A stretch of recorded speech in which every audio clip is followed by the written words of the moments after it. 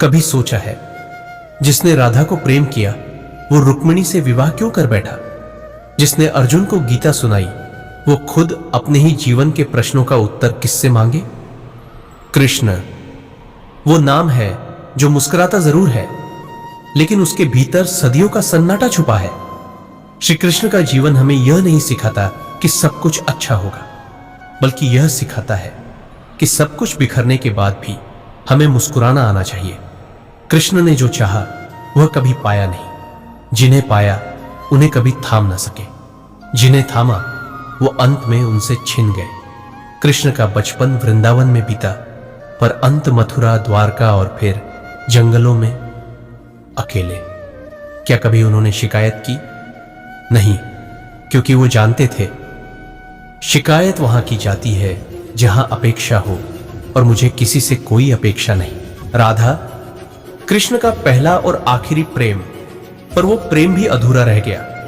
राधा ने कृष्ण को मंदिरों में पाया, पर कृष्ण ने राधा को अपने हृदय में बसाया। श्री कृष्ण कहते हैं सच्चा प्रेम वो नहीं जो साथ हो, सच्चा प्रेम वो है जो दूर रहकर भी साथ निभाए। फिर आया युद्ध का समय। कृष्ण ने अर्जुन को युद्ध भूमि में गीता सुनाई, पर किसी ने कृष्ण से नहीं पूछा कि हे माधव, जब तुम्हारे जीवन में युद्ध आया था तब तुम्हारे साथ कौन खड़ा था? कृष्ण ने सबको राह दिखाई, पर उनके लिए कोई राह नहीं थी। उन्होंने दूसरों को आश्रय दिया, पर स्वयं किसी का सहारा नहीं बने।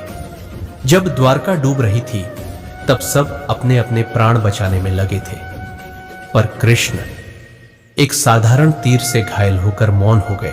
कृष्ण की मृत्यु किसी चमत्कार की तरह नहीं हुई, बल्कि एक साधारण इंसान की तरह, शांत, अकेली और दर्द भरी। आज जब हम टूटते हैं तो कहते हैं मेरे साथ ऐसा क्यों हुआ?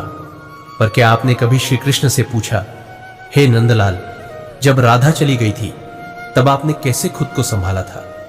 क्योंकि जो दर्द उन्होंने जिया वो शायद ही कोई जी पाए।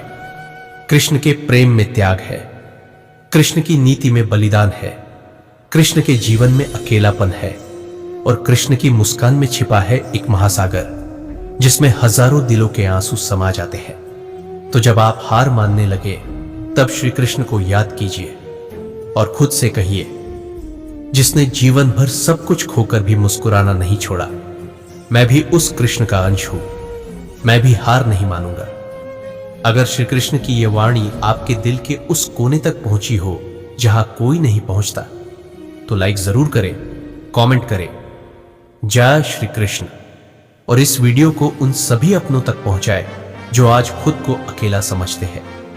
ऐसी ही और भावुक वाणियों के लिए हमारे चैनल सुराज बाबू 023 को सब्सक्राइब करना न भूलें, क्योंकि जब दुनिया साथ छोड़े तब श्री कृष्ण की वाणी ही सहारा बनती है।